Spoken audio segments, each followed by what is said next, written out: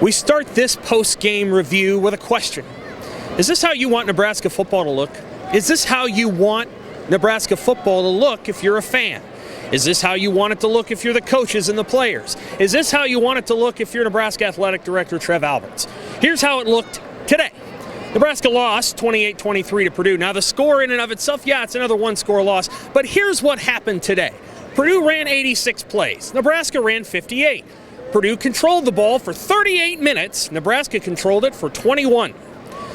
Purdue got 4 takeaways. Nebraska didn't. Purdue was able to run the ball for more yards than they've run it against any Big Ten team this year.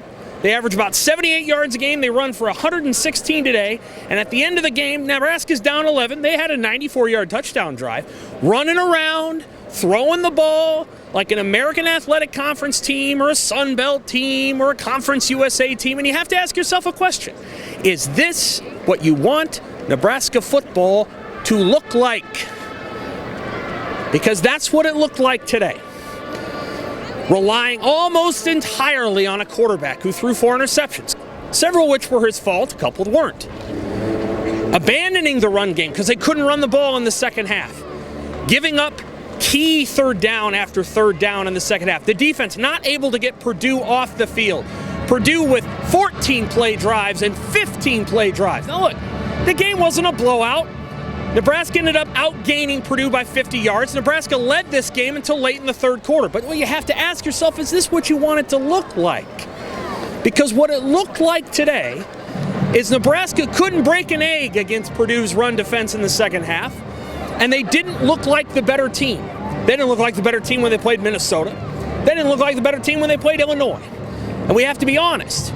Nebraska's 1-3 against Minnesota in the last 4 years, 1-3 against Purdue in the last 4 years, and 2-2 against Illinois in the last 4 years. There was a great football game played earlier today between Michigan and Michigan State, and those are two really, really good teams. Michigan State won that game, and Nebraska played really, really well against both those teams. But today, and against Minnesota and against Illinois, they didn't play very well. And they lost to their Big Ten West divisional peers, the unranked, unwashed masses of Purdue, Illinois, and Minnesota. Those are the teams that Nebraska cannot beat. Those are the teams that they have not been able to consistently beat in the last 4 years. Adrian Martinez struggled today. He threw for 269 yards, but there were boo birds. There were people who were cursing at him. There were people who were yelling at him. He threw 4 interceptions today. He could have thrown 5. One of them was a pick 6. He could have thrown 2 pick 6s. It's possible. There was a chance to go up 10 right before the end of the first half, and they didn't connect, Martinez and Toure.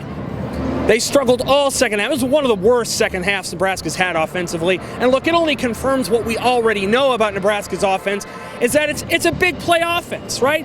It's the husband that's always trying to save his marriage with one big date night. That's exactly what keeps going on within this offense. They hit big plays. They get a touchdown at the end, it doesn't matter. Then they don't recover an onside kick, and they lose by 5. And we say, well, it's the 18th one-score loss in the Scott Frost era. But that doesn't tell the whole story. What tells the story today is 86 plays to 58. 38.38, time of possession to 21-22. 4 takeaways for Purdue, none for Nebraska. That tells the story.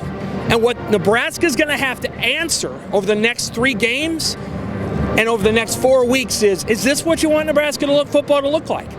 Because they have a chance to change that story against Ohio State, Wisconsin, and Iowa. But if they don't change that story, that's going to be the big question. It's not just the wins and the losses or the proximity of score or how many yards they put up.